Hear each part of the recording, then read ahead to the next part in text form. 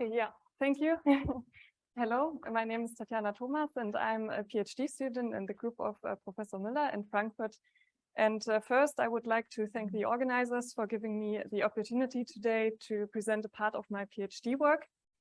I will talk about slow dynamics in the charged glass-forming organic conductors. And with that, I also want to thank all our collaborators, which are the group of Professor Lang in Frankfurt, but also Professor Hashimoto, Professor Sasaki, and Professor Yamamoto in Japan. The outline of my talk is shown here. So first, I want to talk about the materials that we investigate, especially the charged glass state.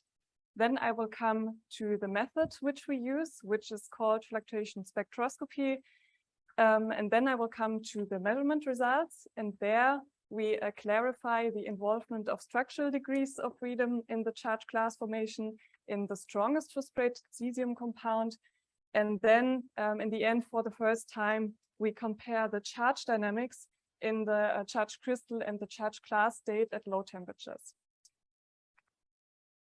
So the quasi-two-dimensional organic charge transfer salts have been already introduced in the last talks.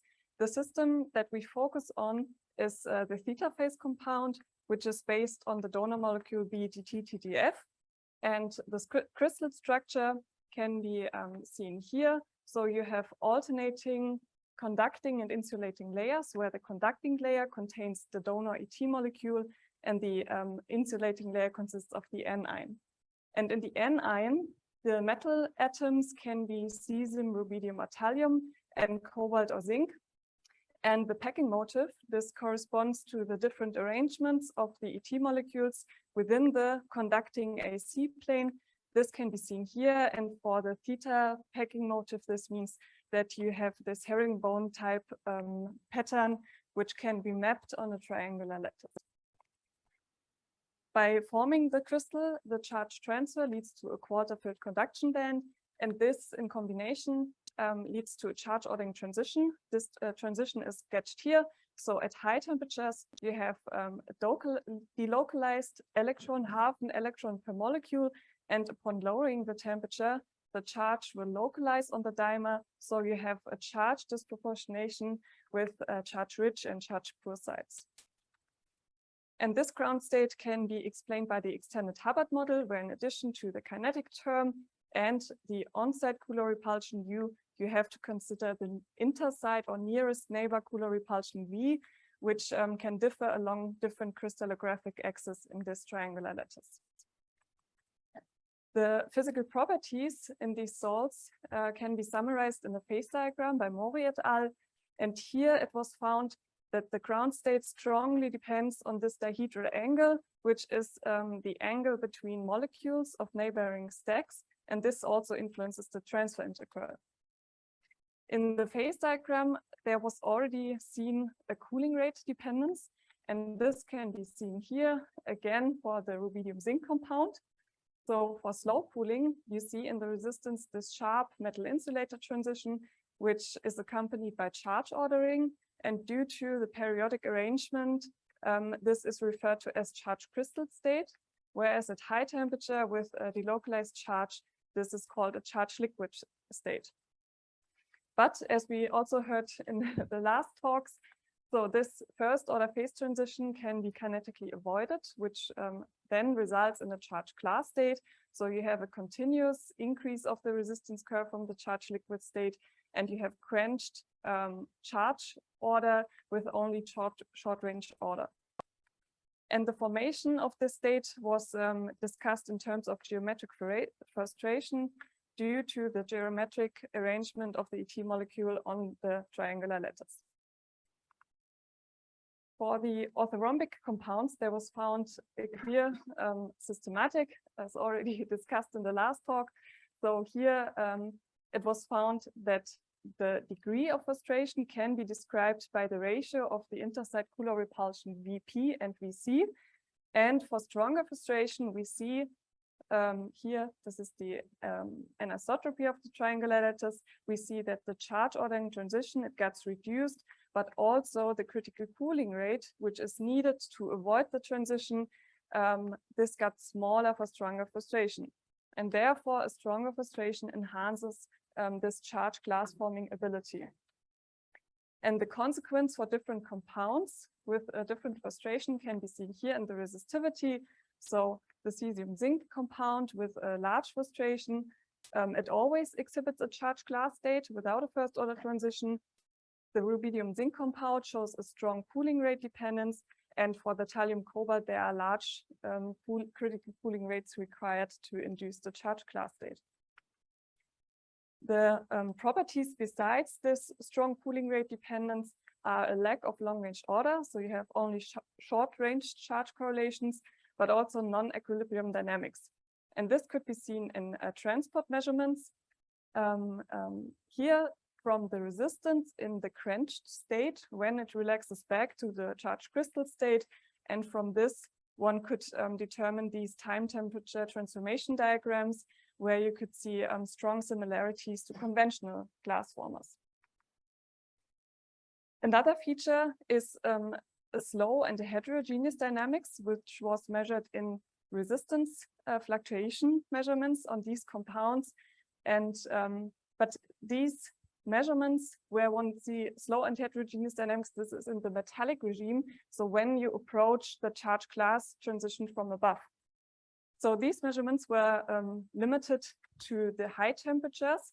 So open questions include the charge dynamics in the charged crystal and charged glass state at low temperatures, but also an open issue is the involvement of structural degrees of freedom. So it is well known that the organic charge transfer salts exhibit a strong electron-phonon coupling, and especially for the rubidium zinc compound, there the charge ordering transition is accompanied by strong structural changes. So to address these questions, we use fluctuation spectroscopy, which I will introduce in the following. So here you can see different time trains of a fluctuating quantity, which can be the voltage independence of time. And as you see, these signals are random and not reproducible. So it's useful to analyze the signal in the frequency domain. And this can be done by calculating the power spectral density. The power spectral density is defined by the Fourier transform, and you square it and take the time average. And this is a measure of how much spectral weight is associated with different, or how much power is associated with different parts of the frequency spectrum. And by this power spectral density, one can classify different types of noise, where for the first example, the spectrum is flat. This is frequency independent. This corresponds to white noise, and this can be observed for thermal noise. Whereas in the last case, we have a spectrum proportional to 1/f², and this can be observed for Brownian motion or random walk. But what one often observes is something in between these two cases, where you have both aspects, so this complete randomness, but also long-term correlations, and then the power spectral density is proportional to 1/f. And this is then called 1/f noise. And the corresponding frequency exponent, it's the slope of the spectrum, and this usually takes values between 0.8 and 1.4. What's very interesting is that the 1/f noise is ubiquitous in nature, so it can be observed in biology, geology, music, but also, of course, in condensed matter. And to understand the universal occurrence of 1/f noise, we take a look at another example of noise, which results from a two-level system. And there, the two energy states corresponds to different resistance values, so that the voltage signal, it just fluctuates between two discrete states. And the dynamics of this process are governed by the autocorrelation function. And this autocorrelation function can be seen as memory of the system. So it tells you what remains of the fluctuation at a later time. And this quantity is connected to the power spectral density by the Wiener-Keynesian theorem, which means that when you measure the noise or the power spectral density, you in principle have access to the microscopic kinetics of the charge carriers. So for this example, the autocorrelation function shows just an exponential decay with a characteristic time constant. And when you insert this function in the power spectral density, you get a Lorentzian spectrum which means that at low frequencies, the spectrum is flat, and at high temperatures, it falls off with 1/f squared. And these two regimes are separated by the corner frequency, which is connected to the time constant. In a solid, there's usually not only one of such a fluctuator, but you have a superposition of many of these fluctuators. And this is also the simple model how a 1/f spectrum develops, so that you have a superposition of many of these fluctuators with different time constants and different activation energies. And this is the basis for the Dutter, Diamond, and Horn model, which I'll use later. And then we have access to the distribution of the fluctuators. Another example is a dominating fluctuator. This is always the case when one fluctuator couples more strongly to the resistance than the others. And then you have a superposition of a 1/f background and a Lorentzian spectrum. And then when you measure the temperature dependence of this corner frequency, then you also have access to the activation energy of the fluctuator. But when you look at the time scale, so these low frequencies, you might ask what causes such slow dynamics, because usually in a solid, the time scale or the time constants are very fast and lie in the order of picoseconds. And the two main phenomena are localized processes with a large activation energy and collective effects, which means that the single process is still fast, but the collective motion then reduces the time scale. So fluctuation spectroscopy is a useful method when you want to study glassy transitions or other collective effects. For example, at the second order phase transition, when you want to study excitations of large clusters, inhomogeneous current distribution, percolation, etc. In an experiment, a possible way to measure the noise is to use a DC current source, then apply a constant current through the sample, measure the voltage drop in a four-point configuration, amplify the fluctuations, and then analyze the fluctuations with a signal analyzer, which calculates the power spectral density. And with different setups and measurement techniques, we can then cover a frequency range of millihertz to kilohertz, and also sample impedances of milliohm to gigaohm. But to distinguish the intrinsic noise from external sources and the background noise, one should always look at the current or voltage scaling of the noise. And here you can see the empirical law by Hoge, and there the power spectral density is proportional to the voltage squared, and for an ohmic resistance also to the current squared. So for increasing currents, the power spectral density will also increase, and for zero current, you should just have a flat background noise, which is white. And then when you normalize the power spectral density to the current squared, you get SR, and there the curves fall all together. So what we usually analyze is we analyze the normalized noise magnitude as R over R squared, usually taken at a frequency of 1 Hertz. And we analyze the frequency exponent alpha, which measures the spectral weight or the distribution of the spectral weight.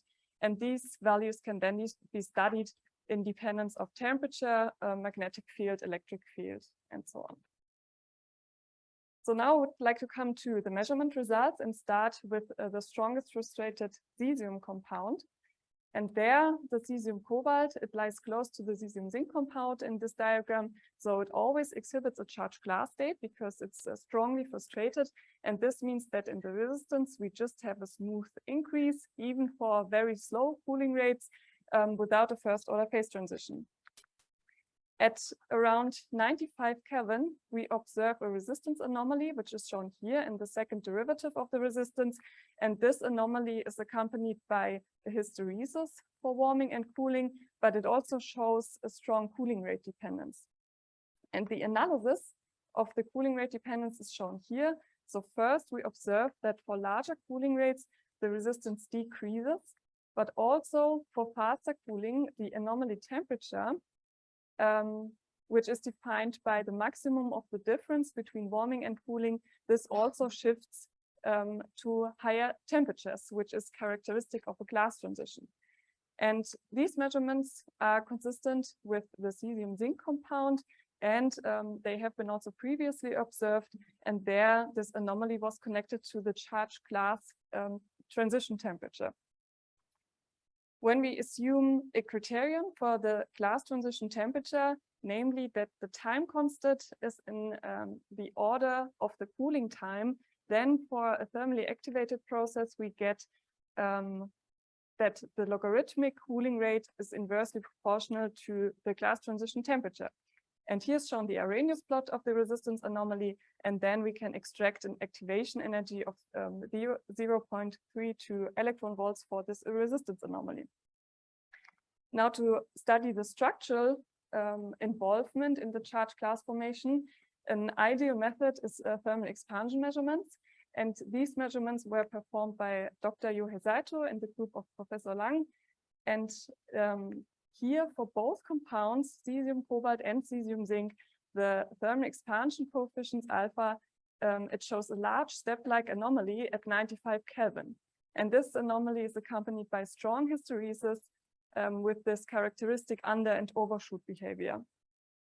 And interestingly, this transition, it's strongly reminiscent of the structural glass transition in the copper phase materials, where this transition was attributed to the glassy freezing of these ethylene end groups in the ET molecule, which can adopt two configurations.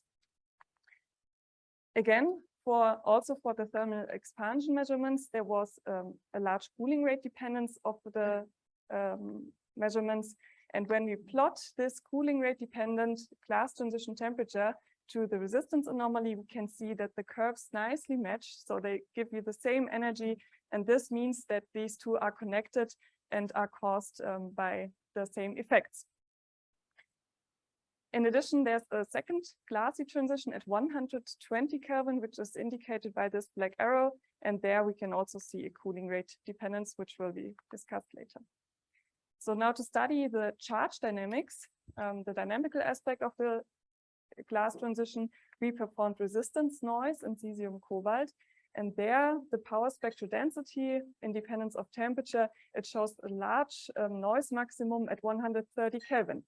And the different colors are connected to different measurement runs. And you can see that the noise, although it's often considered as random, it's highly reproducible. This maximum is also accompanied by a shift of a spectral weight to lower frequencies, because the frequency exponent increases, and this corresponds to a slowing down of the charge dynamics when you approach the glass transition temperature. In addition, there are smaller features at 175 and 60 Kelvin, which are also accompanied by a shift to spectral weight to lower frequencies, so an increasing frequency exponent. So to further analyze the noise measurements, we used the model by Dütter, Diamond, and Horn. And there the assumptions are that you have independent thermally activated fluctuators, which are superimposed. And these thermally activated fluctuators, they have a time constant tau, depending on the activation energy. And then the distribution of the activation energies, this determines the temperature-dependent power spectral density. And from this, you can calculate the frequency exponent alpha from the measured noise data and check the assumptions of this model. And so this is shown exemplary for the fourth measurement run, and the GDH model is shown by the blue line, and you can see that it reproduces the data very well. This means that the assumptions of the model are valid, and then we have access to the distribution of the activation energies, which is shown here. And there we can see, again, a large maximum at 320 millielectron volts. So this is matches very nicely with the measurements from thermal expansion and resistance anomaly. And this noise maximum was also observed for the copper phase materials, and all results therefore indicate that there's a similar glassy freezing of the ethylene end groups also in the theta phase compounds, or at least for the strongest frustrated cesium compounds. And the role of the ethylene end groups for the charge ordering transition, it has been discussed theoretically by Alemani et al. And there, the charge ordering transition was interpreted as an order-disorder structural transition of the ethylene N groups. But there in this paper, there were no dynamical aspects considered like a glass freezing. From the frequency-dependent noise maximum, one could classify the kappa ET2X systems as fragile glass formers, which means that at lower temperatures and lower frequencies, you have a deviation from a simple Arrhenius law, and this can be described by the Vogel-Fulschaft-Hamann law, and this is usually used to describe the frequency or the time constant of glass formers. And when we do the same for the cesium compound, then we can see a highly unusual frequency dependence, namely that there are deviations from an Arrhenius law at high and at low frequencies. And this was not observed before, and this might be caused by this particular coupling of the structural and the charge dynamics in the glass former. So in the last part, I have discussed the strongest frustrated compounds, and there we showed that the combination of thermal expansion and resistance fluctuations is an ideal method to study both the dynamic and the static aspects of the glass transition. And now in the last part, I would like to come to less frustrated compounds where both this charged crystal and the charged glass state can be compared by using different thermal protocols. Previous results in the charged liquid state showed that when you approach the charged glass transition from above, then you observe slow and heterogeneous dynamics in the resistance fluctuations. So we can see that this feature here, it slows down for lower temperatures, but also the line width of this spectrum gets broader for lower temperatures, which is referred to as heterogeneous dynamics. But since these measurements were limited to temperatures above the metal insulator transition, we now want to extend the measurements to the charged crystal and charged glass state. And the systems that we study are the orthorhombic rubidium zinc, but also the monoclinic thallium zinc compound that we also heard in the last talk. And here these systems show a different charge ordering pattern, which was discussed to result from a different strength of the electron-phonon coupling, where specific heat measurements showed that the thallium zinc approximates a system where the effects are purely electronic in nature.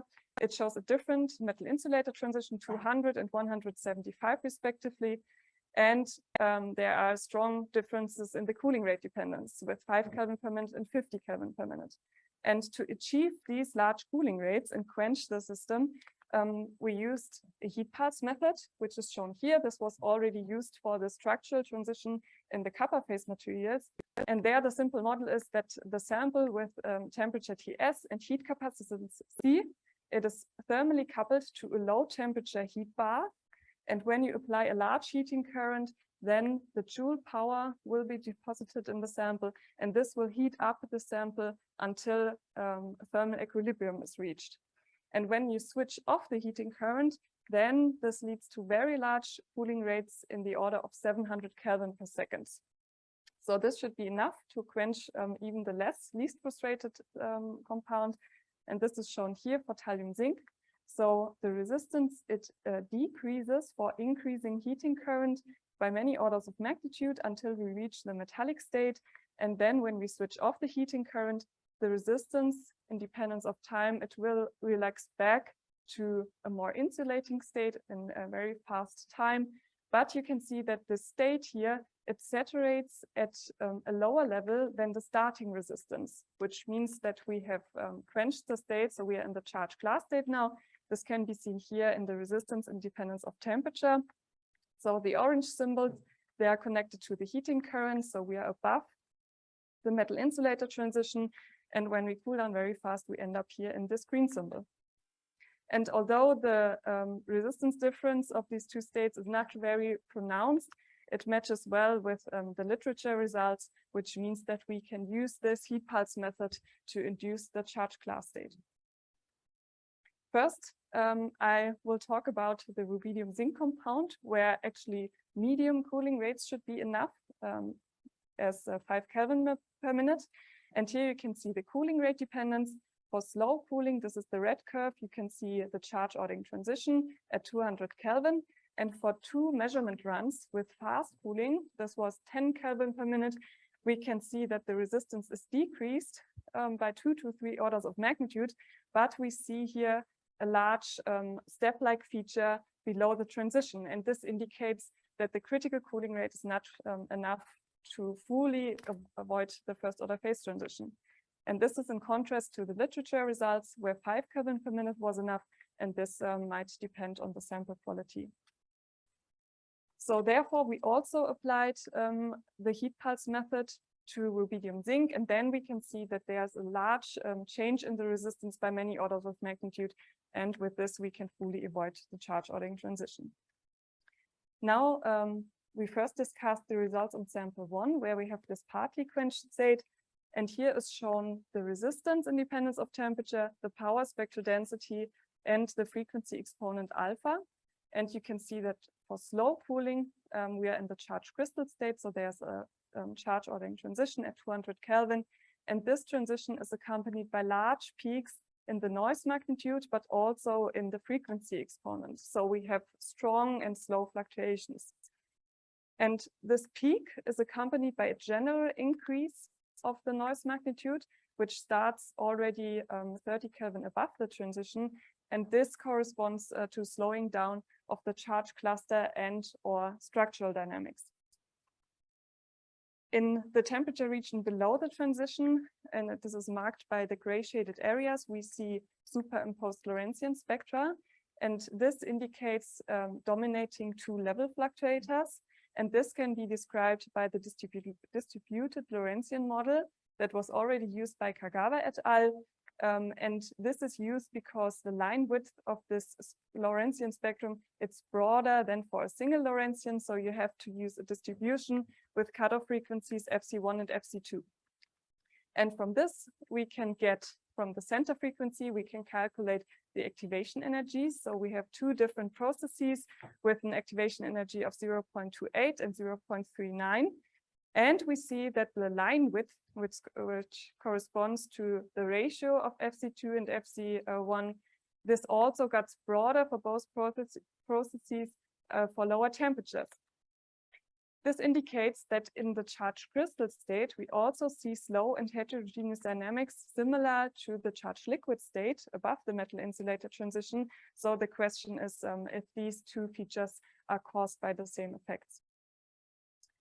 Now we can compare the charged crystal state with the partly quenched state for 10 Kelvin per minute. And then we see upon warming that there's a relaxation at 145 Kelvin. And we see in the noise magnitude a very complex behavior where we have this under and overshoot of the green curve compared to the charged crystal state. And since this state is a partly quenched state, probably we have a mixture of charged glass and charged crystal phases, which would lead then to a strongly inhomogeneous current distribution and enhances the noise magnitude. So to prove this, we also performed measurements on the second sample where we fully avoided the transition. And then indeed we can see that the noise magnitude of the charged glass state shown in green, this is much lower than the charged crystal state. And these findings are consistent with measurements on thallium zinc, which will be discussed now in the last part. So here for thallium zinc, there's a charged crystal state for slow cooling at 175 Kelvin. This can be seen here by this sharp jump. And interestingly, we see a resistance anomaly at 120 Kelvin shown in the inset here. And this looks very similar to the anomaly that we observed for the strongest frustrated cesium zinc compound. So now the noise magnitude shows a large maximum at below the charge ordering transition. And again, in the frequency exponent, we can see large peaks at the transition, similar to rubidium zinc. And now the charged glass state, by applying the heat pulse method, there we can see that although the resistance here is not much changed, then the noise magnitude, here we can see a drastic change in the charge carrier dynamics. So here we have a much lower noise magnitude by 4 orders of magnitude compared to the charged crystal state. And possible explanations for this are an inhomogeneous current distribution in the charged crystal state, which would lead to large or enhanced fluctuations.